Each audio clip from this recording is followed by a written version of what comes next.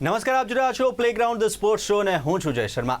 તો 20 જૂનથી શરૂ થઈ રહી છે ભારત અને ઇંગ્લેન્ડ વચ્ચે 5 મેચોની ટેસ્ટ શ્રેણી। અને આ ટેસ્ટ શ્રેણીની વાત કરીએ અને ખાસ જો બંને ટીમોની વાત કરીએ તો ભારત ઇંગ્લેન્ડ સામે જોઈએ તેવું તેનું પ્રદર્શન નથી કરી શક્યું, ના એવો કોઈ સ્કોર કરી શક્યું છે, ના એટલા પ્રમાણમાં આ શ્રેણીઓ છે અગાઉ જે રમી છે તેમાં જીત મેળવી શક્યું છે। તો આ શ્રેણી કેવી રહેશે, કોણ બનશે કી પ્લેયર, તે વિશે ચર્ચા કરીશું। ને આ ચર્ચા કરવા માટે આપણી સાથે સ્ટુડિયોમાં ઉપસ્થિત છે સ્પોર્ટ્સ એક્સપર્ટ અશોક મિસ્ત્રી। અશોકભાઈ, આપનું સ્વાગત છે। Thank you so much. અશોકભાઈ, આપણે આગળ આ ટેસ્ટ મેચની જે શ્રેણી છે તે યોજાવા જઈ રહી છે તેની ચર્ચા કરીએ તે પહેલા જોઈએ એક રિપોર્ટ। 20 જૂનથી શરૂ થઈ રહી છે ભારત અને ઇંગ્લેન્ડ વચ્ચેની 5 ટેસ્ટ મેચોની શ્રેણી। શુભમન ગિલની યુવા કેપ્ટનશીપમાં ભારતીય ટીમ ઇંગ્લેન્ડ સામે ટકરાશે, ત્યારે કેવા પરિણામો આવી શકે છે તે તો સમય જ બતાવશે, પણ રોમાંચક શ્રેણી બનશે તે ચોક્કસ છે। બંને ટીમોના ખેલાડીઓ આઈપીએલના કારણે એકબીજાની રમત અને કમ્ફર્ટ ઝોન જાણે છે, એટલે સંઘર્ષ જોવા મળી શકે છે। ભારતનો ઇંગ્લેન્ડ સામે રેકોર્ડ ઇંગ્લેન્ડમાં એટલો જોરદાર નથી। ભારતે છેલ્લે 21-22માં 2-2થી શ્રેણી ડ્રો કરી હતી।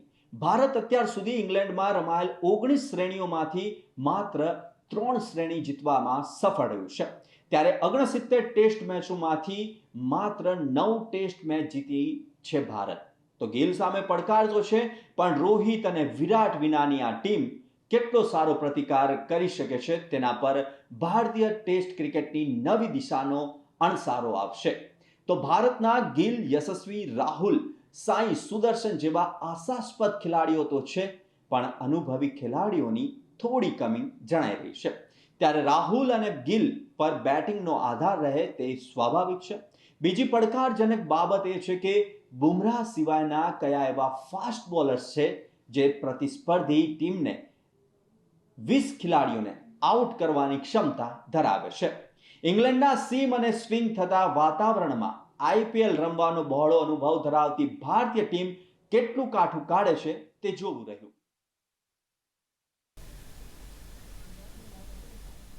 તો ભારત અને ઇંગ્લેન્ડ વચ્ચે 5 ટેસ્ટ મેચની શ્રેણી રમાવાની છે, અને જો આ બંને ટીમોની વાત કરીએ અને આ જે મેચ છે તે ઇંગ્લેન્ડ ખાતે રમાવાની છે, અને ઇંગ્લેન્ડના મેદાન પર ભારતનું જોઈએ તેવું પ્રદર્શન જોવા નથી મળી રહ્યું। અત્યાર સુધીમાં 19 શ્રેણી રમાઈ છે ઇંગ્લેન્ડ અને ભારત વચ્ચે ઇંગ્લેન્ડ ખાતે, અને તેમાં પણ ભારતનો ખૂબ જ નબળો સ્કોર છે। તે તમામ મુદ્દે ચર્ચા કરીશું। અશોકભાઈ, આપણે ચર્ચાની શરૂઆત કરીએ તો ભારત અને ઇંગ્લેન્ડ વચ્ચેની બહુ ચર્ચિત શ્રેણી શરૂ થવા જઈ રહી છે। ગણતરીના દિવસો જ બાકી છે। બંને દેશો ક્રિકેટનો ઇતિહાસ જોઈએ તેટલો કેટલો ઊંડો અને સાથે જ કેટલો રોમાંચ અને કોનું ડોમિનેશન? ટેસ્ટ મેચ ક્રિકેટનો જન્મ ઇંગ્લેન્ડમાં થયો। ઇંગ્લેન્ડ અને ઓસ્ટ્રેલિયાના જેને કહેવાય કે સૌ પ્રથમ ટેસ્ટ મેચની શ્રેણીઓ જો રમી હોય તો આ બંને ટીમોએ રમી, એટલે એક તો એમ કહી શકાય કે જન્મદાતા 1877 ઓર સમથિંગ વર્ષો પહેલાં, અને ત્યાર પછી 1932માં ભારત જોડાયું એમાં। 1932 was the first this thing, એટલે ઇતિહાસ તો ઘણો લાંબો છે, ખાસ કરીને ઇંગ્લેન્ડ સાથે। અને સૌથી મહત્ત્વની વાત એ છે કે ઇંગ્લેન્ડ સામે ભારત સૌથી વધારે ટેસ્ટ મેચ રમ્યું છે। They have played around 136 matches, અને સૌથી વધારે ત્યાર પછી ઓસ્ટ્રેલિયાનો નંબર આવે છે, ત્યાર પછી બીજી બધી ટીમોનો નંબર આવે છે।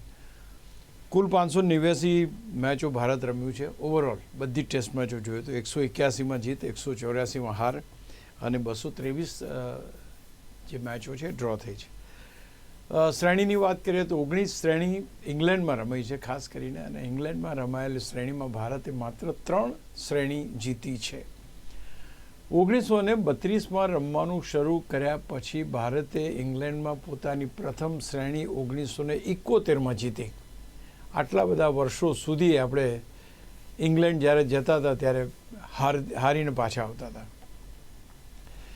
ત્યાર પછી પણ કોઈ પરિસ્થિતિ બહુ મોટો ફેરફાર ના આવ્યો, ફરી એક શ્રેણી આપણે જીત્યા ઘણા બધા વર્ષો પછી, અને હમણાં રાહુલ દ્રવિડની કેપ્ટનશીપમાં એક જીત્યા, એટલે અત્યાર સુધી માત્ર 3 જ શ્રેણી ભારત જીતી શક્યું છે। એટલે ઇંગ્લેન્ડનું જે પ્રમાણેનું ભારત ઉપર ડોમિનેશન રહ્યું છે એ ડોમિનેશન ક્યાંક ને ક્યાંક એક જેને કહેવાય ને કે એક વધારે પડતું રહ્યું છે, અને વધારે મેચો ભારત એમની સામે હાર્યું છે અથવા તો જીતવામાં ઘણી તકલીફ પડી છે. So there are plenty of things are happening in this. એટલે ક્યાંક એમ કહી શકાય કે આ જે પ્રકારની ટેસ્ટ ક્રિકેટ છે એમાં બંને નોર્મલી શું હોય, બંને ટીમો સરખી હોય તો જોવાની તમને મજા આવે, પણ એવું થતું નહોતું. જ્યારે અહીંથી ભારત ઇંગ્લેન્ડના પ્રવાસે જાય અને શ્રેણી હારી જાય એટલે કેપ્ટન બદલાઈ જાય. આટલા બધા વર્ષોમાં ઘણા બધા કેપ્ટન્સ આપણે બદલાયા, ઘણી બધી શ્રેણીઓ એવી જોવા મળી કે જ્યાં આગળ એટલું મીન્સ કે જેનો ઇમ્પેક્ટ જોવા ના મળે. તો ક્યાંક ને ક્યાંક ભારતનું જે પ્રદર્શન છે ઇંગ્લેન્ડ સામે એટલું સારું જોવા મળ્યું નહીં. અને ઓવર ધ યર્સ જેને કહીએ હમણાં ઇવન લાસ્ટ ટાઈમ જ્યારે વિરાટ કોહલીની કેપ્ટનશીપમાં આપણે જ્યારે ગયા હતા ઇંગ્લેન્ડના પ્રવાસે, 2-2થી શ્રેણી બરાબર ઉપર થઈ અને ત્યાર પછી જેને એટલે ઇન્ડિયા લીડ ઉપર હતું 2-1થી, પછી એક શ્રેણી કોવિડના કારણે એક મેચ પડતી મુકાઈ અને એ બીજી વખતે જ્યારે 2022માં ગયા તે વખતે એ ટેસ્ટ મેચ રમ્યા. ભારત જો એ ટેસ્ટ મેચ જીતી ગયો તો વધુ એક શ્રેણી ભારત જીત્યો હોત, પણ એ વખતે ઇંગ્લેન્ડે મેચ જીતી લીધી અને શ્રેણી જે આખી છે 2-2થી બરાબરી ઉપરથી. એટલે માત્ર 3 જ વિજય એ ભારતના છે. એક વખત ભાગવત ચંદ્રશેખર, મને યાદ છે, 38 રનમાં 6 વિકેટો લીધી હતી, આઈ રિમેમ્બર. બીજી વખતે કપિલ દેવે જોરદાર પ્રદર્શન કર્યું હતું બાય બેટ એન્ડ બાય બોલ. અને જે ત્રીજી વખત જ્યારે 2007-2008માં જ્યારે જીત્યા તે વખતે ક્યાંક ઝહીર ખાનનું પ્રદર્શન બહુ શાનદાર હતું. એટલે આ 3 ખેલાડીઓ, ઘણા બધા રન્સ કરવામાં ઘણા ખેલાડીઓ છે ભારત તરફથી. સચિન તેંડુલકરે ઘણા બધા રન કર્યા છે, કે જેને કહી શકાય કે વિરાટ કોહલીએ ઘણા બધા રન કર્યા છે. પણ મેચો જીતવાની વાત આવે, શ્રેણી જીતવાની વાત આવે, શ્રેણીમાં ઇંગ્લેન્ડમાં રમવાની વાત આવે તો ભારતની ટીમ ટકી શકતી નહોતી. અને બહુ વર્ષો પછી મેં કહ્યું એ પ્રમાણે 1971માં we have defeated by our spin bowling. તે વખતે આપણી પાસે બિશન બેદી હતા, ત્યાર પછી ભગવત ચંદ્રશેખર, વેંકટ રાઘવન, હેરાપલ્લી પ્રસન્ન હતા. ખેર જે વિકેટો લેવામાં ચંદ્રશેખરે 6 વિકેટ લીધી, 38 રનમાં 6 વિકેટ, અને જેના કારણે ભારતને જીત મળી, એક ઐતિહાસિક જીત કે જેને કહેવાય કે એ ટેસ્ટમાં અજીત વાડેકરની શાનદાર બેટિંગ જોવા મળી. ફરોખ એન્જિનિયર સારું રમ્યા હતા, દિલીપ સરદેસાઈ સારું રમ્યા હતા. તો આ બધા જે ખેલાડીઓ છે એ જમાનાના 1971 ને એ આસપાસના એક જેને કહેવાય ને કે સૌ પ્રથમ બહુમાન જો શ્રેણી જીતવાનું મળ્યું હતું એ અજીત વાડેકરને મળ્યું હતું. એક લેફ્ટ હેન્ડેડ બહુ સ્ટાઇલિશ બેટ્સમેન હતા આપણા કેપ્ટન, અને એને આ જે કહેવાય કે શ્રેણી જીતવાનું માન મળ્યું. ત્યાર પછી ઘણી બધી શ્રેણીઓ આવીને ગઈ, બટ વી વેર નોટ. હા, ભારત જ્યારે આવે ત્યારે આપણે એમને હરાવતા હતા, એ પણ બહુ વખત પછી. પહેલાં શરૂઆતમાં તો ઇંગ્લેન્ડ આવે ખરું ને ઇંગ્લેન્ડ જ જીતી જાય. આપણે છેક 61-62ની અંદર we are been able to defeat them in the first series at home. ત્યાર પછી ઘણી બધી શ્રેણીઓમાં આપણે ભારતે ઇંગ્લેન્ડને હરાવ્યું છે. પણ ઓવરઓલ જોવા જાઓ તો ઇંગ્લેન્ડની અંદર એક તો તેનું વાતાવરણ, ત્યાંથી ઓફ ધ સીમ અને ઓફ ધ સ્વિંગ, બોલનો જે સ્વિંગ થાય એ પણ જબરજસ્ત હોય, ઓફ ધ સીમ મુવમેન્ટ છે એ પણ જોરદાર હોય, અને વાદળછાયું વાતાવરણ હોય, ઠંડુ વાતાવરણ હોય. એ વાતાવરણમાં ભારતના ખેલાડીઓ, કોઈ પણ ખેલાડીઓ આટલા વર્ષોથી કોઈ એસ્ટાબ્લિશ થઈને રમી શક્યા નથી. એટલે એ એક બહુ મહત્ત્વની વાત છે. અને હવે જ્યારે આ એક નવી ટીમ જઈ રહી છે અથવા તો ગઈ છે અને રમવાની છે, તે વખતે એ રસપ્રદ આંકડાઓ જોવાની મજા આવશે કે ભાઈ ક્યારે ભારત ઇંગ્લેન્ડને ઇંગ્લેન્ડમાં કોમ્પ્રિહેન્સિવલી હરાવે. અને ભારત ઇંગ્લેન્ડ ગયું એમાં 3 કે 5 શ્રેણી લગભગ એવી છે કે જે આખી આપણે હારી ગયા. 5 મેચોની શ્રેણી તો 5-0થી હાર્યા, 3-0થી હાર્યા. એટલે વ્હાઇટ વોશ થયેલો છે ઘણી બધી શ્રેણીઓમાં. અને એમાંથી માત્ર 3 મેચો, 3 ટેસ્ટની શ્રેણીઓ આપણે જીત્યા છે. ટેસ્ટ મેચોની વાત કરી મેં એ પ્રમાણે 136માંથી 35 જીત ભારતે મેળવી છે. પણ શ્રેણીઓ ત્યાં આગળ જઈને જીતવી મુશ્કેલ પડે છે, અને એ મુશ્કેલી આ ટીમને કેટલી નડે છે અથવા તો કેટલી સારી રીતે they are able to overcome the situation જોવાની મજા આવશે. અશોકભાઈ, જે રીતના વાત કરી રહ્યા છે આપણે ભારત અને ઇંગ્લેન્ડની મેચની, તો ઇંગ્લેન્ડની સામે હંમેશા બોલરની કસોટી હોય છે તેવું પણ કહેવાય છે. અને શું આપણા પ્લેયર્સો દમદાર છે કે તે 20 વિકેટ લઈ શકે? અને સાથે જ ઓવરસીઝ શ્રેણી જે કહેવાય છે તે ઓવરસીઝ શ્રેણી ભારત માટે કેમ ખતરનાક? બહુ તમે સાચી વાત કરી. કારણ કે આજથી થોડાક વર્ષો પહેલાં સૌરવ ગાંગુલીએ કહ્યું હતું કે ભારત પાસે એવા બોલર્સ જ નથી કે જે પ્રતિસ્પર્ધી ટીમની 20 વિકેટો લઈ શકે બંને શ્રેણીમાં થઈને, બંને મેચમાં ઇનિંગમાં થઈને.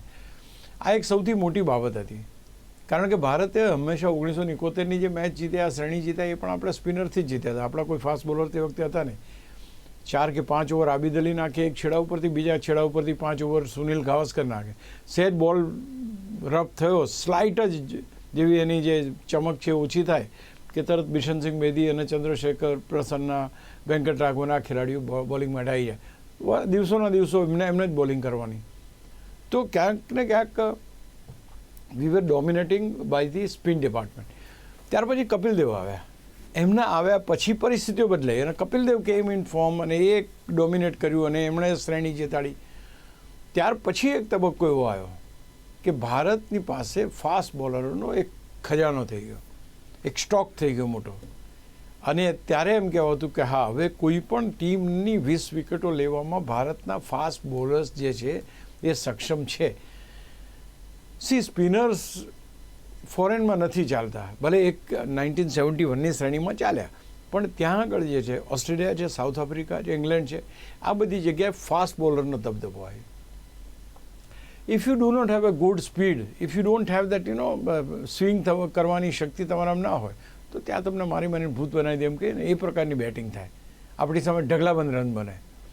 તો એ જ્યારે ભારતમાં ડોમિનન્સ આવ્યું એ કપિલ દેવ પછી અને ત્યાર પછી ખાસ કરીને જોઈએ તો મહેન્દ્રસિંહ ધોનીના સમયમાં, અને ત્યાર પછી ઇટ હેઝ સ્ટાર્ટેડ ઇન્ક્રીઝિંગ. વિરાટ કોહલીના સમયમાં ફાસ્ટ બોલિંગનું ડોમિનેશન એકદમ આવ્યું, because he has supported the fast bowlers like anything. એણે કહ્યું કે મારી ટીમમાં મારે ફાસ્ટ બોલર્સ બનાવવા છે કે જે ફાસ્ટ બોલર વિદેશની ધરતી ઉપર 20 વિકેટો લઈ શકે, અને હી ડીડ ઇટ. એટલે ત્યાર પછી આપણે આ ફાસ્ટ બોલરનું જે ડોમિનેશન છે એ જેને કહેવાય કે ઓછું થાય. અને હવે 20 વિકેટો લેવાની ક્ષમતા ધરાવતી ભારતની ટીમ છે. તમે જે અત્યારે વાત કરી બહુ સાચી વાત છે કે ભાઈ ફાસ્ટ બોલર્સ અત્યારે વિકેટો લઈ શકે એટલી એમાં છે કે નહીં. તો ભારત પાસે જસપ્રીત બુમરાહ છે. જ્યાં સુધી જસપ્રીત બુમરાહ છે ત્યાં સુધી દમદાર ક્રિકેટ રહેવાનું છે, ફાસ્ટ બોલિંગને લાગે વળગે ત્યાં સુધી. મોહમ્મદ સિરાજ છે તમારી પાસે, પ્રસિદ્ધ કૃષ્ણા છે તમારી પાસે, તમારી પાસે ઘણા બધા ફાસ્ટ બોલર્સ છે, આકાશદીપ છે તમારી પાસે. પણ હવે જોવાનું એ છે કે તમારી પાસે જો ઇંગ્લેન્ડની અંદર વિકેટો લેવી હોય તો તમારી પાસે સ્વિંગ કરવાની બહુ શક્તિ હોવી જરૂરી છે. પેસ કદાચ ઓછી હોય તો ચાલે, પણ તમારા જો સ્વિંગ સારા થઈ શકતા હોય તો I think you can be A successful bowler. Otherwise તમને બહુ ત્યાં માર પડે છે.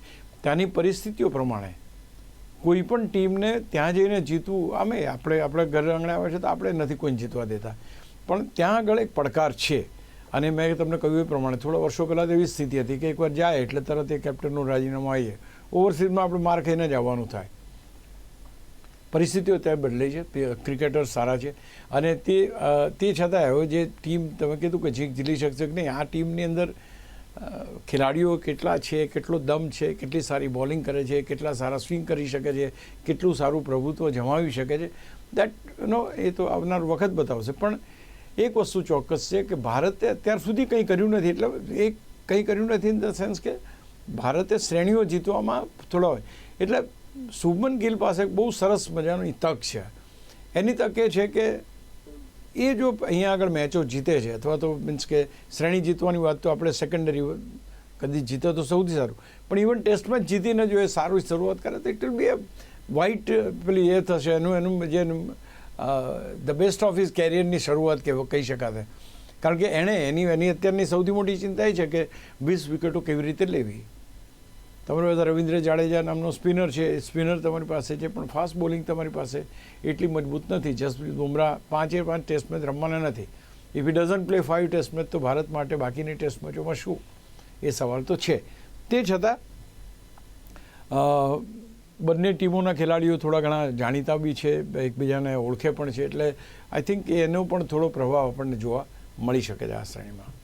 અશોકભાઈ, આપણે ભારત અને ઇંગ્લેન્ડની વાત કરી રહ્યા છીએ, ને ભારત અને ઇંગ્લેન્ડ વચ્ચે ઇંગ્લેન્ડ ખાતે અત્યાર સુધીમાં 19 શ્રેણી રમવામાં આવે છે, ને તેમાંથી માત્ર 3ની અંદર જ ભારતનો જીત થઈ છે. કોણ હતા આ જીતના શિલ્પી, અને સાથે જ કોણ હતા આ ટીમના કેપ્ટન?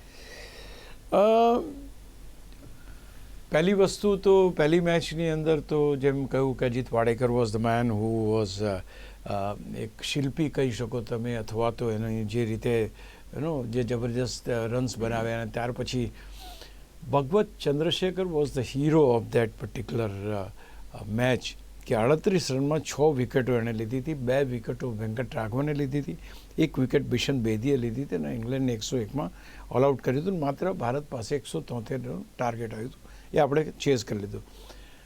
1986ની અંદર જે થયું એ વખતે Vengsarkar has played a vital role, 126 એણે રન કર્યા, અને કપિલ દેવે વિકેટો લીધી. Kapil Dev has bowled very well, અને સ્કોર પણ સારો કર્યો, મેન ઓફ ધ મેચ પણ બન્યા. તો he was the man, key man, કે જેણે ભારતની ટીમને જીતાડી. છેલ્લી જે મેચ છે એ રાહુલ દ્રવિડના સમયમાં રમાઈ, અને ખાસ કરીને એનો શિલ્પી જે રહ્યો એ ઝહીર ખાન રહ્યો, કે 6 વિકેટો જેણે લીધી. તો કહેવાનું તાત્પર્ય એટલું છે કે 19માંથી 3 શ્રેણીઓ આપણે કેમ જીત્યા? તો મેં તમને કહ્યું એ પ્રમાણે કે પહેલાં તો વિદેશની શ્રેણીઓ ભારત જીતે એવી શક્યતાઓ નહીવત જ હતી, અને લગભગ તમે વિચાર કરો 1932થી આપણે રમવાનું શરૂ કર્યું, અને 1971માં શ્રેણી જીત્યા પહેલી. કેટલા વર્ષો થયા? તો આ જે વસ્તુ છે એ ડોમિનેશન વિદેશ, even Australia has the same problem. આપણે હમણાં ઓસ્ટ્રેલિયા સામે શ્રેણી જીત્યા, આટલા બધા વર્ષોથી આપણે રમ્યા છીએ, we are not able to win. તો હવે ક્યાંક ભારત પાસે બોલર્સ છે, સારા બેટર્સ છે, એના કારણે એક શ્રેણી જીતવાનું એક સપનું આપણે જોઈ શકીએ છીએ. ખેર અત્યારની તબક્કે ટીમ એટલી મજબૂત છે એમ કહેવું થોડુંક બિફોર ટાઈમ કહેવાશે, પણ યસ, વિદેશની શ્રેણીઓમાં લગભગ કેપ્ટનોના રાજીનામા પડી જાય જેવી શ્રેણીઓ અત્યાર સુધી જોવા મળી છે. 20 વિકેટો લેવા બોલર્સ ભારત પાસે છે, અને સારા બેટર્સ ભારત પાસે છે, એટલે અપેક્ષાઓ એના માટે ઘણી બધી છે. અશોકભાઈ, એક મહત્વનો સવાલ થઈ રહ્યો છે કે તમામ ખેલાડીઓ, ભારતના તમામ ખેલાડીઓ આઈપીએલ રમ્યા છે, સાથે જ ઇંગ્લેન્ડના કેટલાક ખેલાડીઓ જેમાંના સ્ટોક્સ છે, વોક્સ છે, રૂટ, બ્રુક અને ક્રુક ભારતમાં આઈપીએલ રમી ચૂક્યા છે. હવે કેટલી અસર તેમની ટેસ્ટ મેચ પર? મને તમારો સવાલ તમે 4-5 દિવસ પહેલાં જ્યારે મને પૂછ્યો હતો એક આવો જ સવાલ, ત્યારે મેં કહ્યું હતું કે ભાઈ સાઉથ આફ્રિકાના ખેલાડીઓ જે છે એ આઈપીએલ રમે છે અને એની અસર ખરાબ થઈ શકે છે, જલ્દી આઉટ થઈ જાય છે, ધૈર્યનો અભાવ છે. પણ I was very much surprise કે માર્કરમ, કે જેણે આટલા બધા રન્સ આઈપીએલમાં બનાવ્યા છે આ વખતની, he was having the best of his season. એ ખેલાડી ટેસ્ટ ક્રિકેટની અંદર કેટલું ધૈર્યપૂર્વક, કેટલું શાંતિથી, કેટલું વ્યવસ્થિત રમીને 136 રન બનાવીને ટીમને જીતાડે છે. તો મારી તમામ ધારણાઓ તે દિવસે એ થઈ ગઈ કે ભાઈ આઈપીએલની અસર ટેસ્ટ ક્રિકેટ ઉપર થાય છે. એવું નથી થતું. He has proved that no, test cricket એ ટેસ્ટ ક્રિકેટ છે, અને આઈપીએલ એ આઈપીએલ છે. કારણ કે પહેલામાં તમારે રન્સ બનાવવાના હોય તો તમારે બેસીને રન બનાવવાના જ છે, બોલની ચિંતા નથી કરવાની, બોલ તમારી પાસે અલગ છે. અહીંયા આગળ તમારી પાસે લિમિટેડ મેચી, લિમિટેડ ઓવર્સ રમવાની છે, લિમિટેડ બોલ છે એમાં.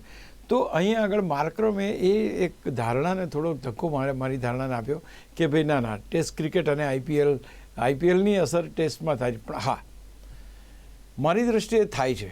એટલા માટે હું કહું છું કે because you know the players, એનું દરેક ખેલાડીનો એક સ્ટાન્સ હોય છે, અને એક સ્ટાન્સ પ્રમાણે એની એક કહેવાય ને કે પહેલી પ્રતિક્રિયા હોય, બોલ પડવાનો હોય ત્યારે કે બેસ્ટ ફોરવર્ડ ઇન ડિફેન્સ, તો એ રીતે નીકળતા હોય કે આ. તો એ વખતે સામેના જે ખેલાડીઓ છે એને રીડ કરતા હોય કે ભાઈ આ ફ્રન્ટ ફૂટ ઉપર અહીંયા આગળ આ રીતે આગળ આવે છે, અથવા તો અહીંયા આગળ એને બોલિંગ નાખી શકાય તો એને આઉટ કરી શકાય. તો એક વસ્તુ છે કે તમારા ફેવરિટ શોટ જાણે, તમે જો ઓસ્ટ્રેલિયા સામે વિરાટ કોહલી અત્યારે રિટાયર થયા તો આપણને આઘાત લાગે છે, પણ એમની જે પહેલી સિરીઝ તમે જુઓ, ઓસ્ટ્રેલિયાની સિરીઝમાં તમે ઓફ સ્ટમ્પની બહાર બોલ મુવમેન્ટ થયું, વિરાટ કોહલી આઉટ. ઓફ સ્ટમ્પની બહાર વિરાટ મુવમેન્ટ થઈ, એ આઉટ. તમામ ટેસ્ટમાં આવું બન્યું. એક મેચમાં સેન્ચુરી મારી તો એનો કોઈ એ ના રહ્યો, એનો કોઈ ગ્રેવિટી ના રહી કે હા એને સેન્ચુરી મારી, but he kept on getting out. તો આ જે વસ્તુ છે એ દરેક ખેલાડીની અથવા તો બોલરની, કે ભાઈ કઈ લાઇનથી આ બોલિંગ કરશે, શું છે એના વેપન્સ કયા છે, ભાઈ યોર્કર્સ નાખે છે, સ્લોઅર્સ નાખે છે, બાઉન્સર્સ નાખે છે, શું કરે છે, દેટ યુ નો કે એની મેક્સિમમ સ્પીડ કેટલી છે. એટલે હા, એકવાર તમને થોડો ખ્યાલ આવે કે આ વિકેટ ટેકિંગ બોલર છે તો તમારે કઈ રીતે પ્રિકોશનરી મેઝર લઈને રમવું, એ રીતે અસર હું જોઉં છું. અને સેકન્ડ મોટા મોટી ઇફેક્ટ એ થઈ છે, ટેસ્ટ મેચ 5 દિવસ ટકતી નથી. હવે આઈસીસીના નિયમો પણ બદલાઈ રહ્યા છે. 2027ની જે સાયકલ પતશે ત્યાર પછી 4 દિવસની ટેસ્ટ મેચ થઈ જાય એવા ચક્રો ગતિમાન થયા છે. એટલે એની જે અસર છે એ અસર આઈપીએલની અસર ટેસ્ટ મેચ ઉપર, ટેસ્ટ મેચો ફાસ્ટ થઈ, પરિણામલક્ષી થઈ, અને એના કારણે હવે લોકોને લાગે છે કે 5 દિવસ ટેસ્ટ મેચ ચાલતી નથી તો હવે 4 દિવસની ટેસ્ટ મેચ કરો. એટલે what you say is correct કે આઈપીએલની અસર થાય છે ટેસ્ટ મેચ ક્રિકેટ ઉપર, પણ જો તમારામાં સંયમ હોય, તમારામાં ધૈર્ય હોય, તમને તમારા શોટ્સ ઉપર વિશ્વાસ હોય તો you can play long inning. હું માનું છું કે આખી ટીમ માટે, બંને ટીમો માટે આ એક માર્કરનો દાખલો બેસ્ટ છે કે ભલે તમે આઈપીએલના પ્લેયર હોય પણ તમે આની અંદર પણ એટલું જોરદાર રમી શકો છો. વિરાટ કોહલી આમાંય સેન્ચુરી મારે છે, ટેસ્ટમાંય સેન્ચુરી મારે છે. તો I think it effects, but now it effects positively. એટલે આ રીતે પણ એની અસર થઈ શકે છે. જી અશોકભાઈ, ભારતે છેલ્લે જો વાત કરીએ તો વિરાટ અને રોહિત હોવા છતાં પણ ન્યૂઝીલેન્ડ અને ઓસ્ટ્રેલિયા સામે શ્રેણી ગુમાવી, સાથે જ વર્લ્ડ ટેસ્ટ ચેમ્પિયનશિપમાંથી પણ આઉટ થઈ ગયા. આ નવી ટીમ પાસે કેટલી અપેક્ષા છે? ટેસ્ટ મેચ જે છે તે ડ્રો થવાની શક્યતાઓ કેટલી? અને સાથે જ આજે આ નવી ટીમ છે તેમાં શુભમન ગિલ અત્યાર સુધીમાં 32 ટેસ્ટ મેચ રમ્યા છે, યશસ્વી 19, રાહુલ 58, બુમરાહ 45 ટેસ્ટ મેચોનો અનુભવ છે. તો ભારતને જીતાડવાની ક્ષમતા કેટલી? બહુ સારામાં સારી બાબત એ છે કે આની આગળની શ્રેણીઓ આપણે હાર્યા છીએ. આપણા બેક ઓફ ધ માઇન્ડ છે કે રોહિત શર્મા અને વિરાટ કોહલી હોવા છતાં પણ ભારત શ્રેણીઓ હારી ગયું હતું. ન્યૂઝીલેન્ડ સામે અને ઓસ્ટ્રેલિયા સામે કારમી હાર ભારતને મળી હતી. એટલે બેક ઓફ ધ માઇન્ડ ખેલાડીઓને એમ થાય કે આપણે જો અહીંયા સારું કરીશું તો ધે વિલ બી એવોર્ડેડ. એટલે અત્યારે સૌથી મોટું ટાસ્ક પહેલી મેચનું છે કે ભાઈ પહેલી મેચ આપણે દબદબો આપણો રહે અને સારી રીતે રમીએ આપણે, એ રહેશે. કારણ કે તમે જો એક સારી પશ્ચાત ભૂમિકામાંથી આવતા હોય ને, એટલે કે તમે જીતતા હોય ને તો શુભમન ગિલ પાસેથી અપેક્ષા રાખવામાં આવે, અરે ભાઈ જીતવાનું છે. હવે તો નથી. રોહિત શર્માની કેપ્ટન હતા, શ્રેણી હારી ગયા. એની પહેલાં વિરાટ કેપ્ટન હતા, શ્રેણી હારી ગયા. ત્યાર પછી બંને ખેલાડીઓ હતા છતાંય શ્રેણી હારી ગયા. તો હવે ક્યાંક ને ક્યાંક જીતશે તો ઇટ વિલ બી લાઇમલાઇટેડ વસ્તુ ગણાશે કે ભાઈ હા હવે આ લોકો જીત્યા. એટલે અહીંયા આગળ શુભમન ગિલનો થોડોક પ્રેશર લેવલ મારી દ્રષ્ટિએ ઓછું છે અત્યારે. કારણ કે જો તમે શ્રેણી હારો છો તો એમ કહેશે કે પહેલાંય 2 હાર્યા છીએ, એમાં કંઈ નવું નથી, ટીમ તૈયાર થાય છે. But if they win then they will be writing a new history. કારણ કે બધું શક્ય છે. તમે હમણાં આપણા સમાચારો સાંભળીએ છીએ, પેલો નવો છોકરો જે આવ્યો છે કેવું જબરજસ્ત રમે છે. તો હું માનું છું કે આ બધા ખેલાડીઓ છે કે જે હિસ્ટ્રી 54 બોલમાં 151 કેટલા બધા રન માર્યા હતા, અને એના કેટલા બધા ત્યાર પછી ઘણા 90 બોલની અંદર 180 રન મારે એવું કંઈક આવ્યું. એના આંકડા એટલા બધા જબરજસ્ત છે કે બધું શક્ય છે. હવે ક્રિકેટનું ફોર્મેશન શક્ય છે. એટલે અત્યારે જો આ ટીમના બેટ્સમેન 1 કે 2 જામી જાય તો હું નથી માનતો કોઈ આઉટ થાય. શુભમન ગિલ અને કેએલ રાહુલ જેવા બેટ્સમેનો જો જામી ગયા તો હું નથી માનતો કે ઇંગ્લેન્ડની બોલિંગ એટલી બધી ખતરનાક છે કે લોકોને ટકવા જ ના દે. જી તો ડિટર્મિનેશન છે, ડેડિકેશન જોઈશે અને discipline. I think we can do. ભલે આપણે શ્રેણી નહીં જીતી શકીએ, હું એમ નથી કહેતો કે 5-0થી આપણે એમને હરાઈ શકું. આપણે શરૂઆતની મેચ, પહેલી મેચમાં આપણે ડંકો વગાડીએ કે હા ભાઈ અમે જીતીએ છીએ, આ યુવા ટીમ પાસે જીતવાનું એ છે, અથવા મેચને ડ્રો કાઢો. I think that will be the most important lesson કે તમે મેચને ડ્રો, કારણ કે ડ્રો કાઢવા માટે તમારે રમવું પડે, અને if you can do it then it is your achievement. તો અશોકભાઈ, જે પ્રમાણે આપણે વાત કરી તો નવી ટીમ પાસે અપેક્ષા છે અને સાથે જ તે મેચ જીતાડી શકે છે અને પોતાની જાતને પણ પ્રૂવ કરવી પડશે. અશોકભાઈ, આપ અમારી સાથે આ ચર્ચા કરવા માટે જોડાયા તે બદલ ખૂબ ખૂબ આભાર. Thank you so much. તો આવી જ રીતે દરેક સ્પોર્ટ્સ ઇવેન્ટના પ્રિવ્યૂ, રિવ્યૂ, એનાલિસિસ અને ડિસ્કશન માટે જોતા રહો પ્લેગ્રાઉન્ડ ધ સ્પોર્ટ્સ શો. નમસ્કાર.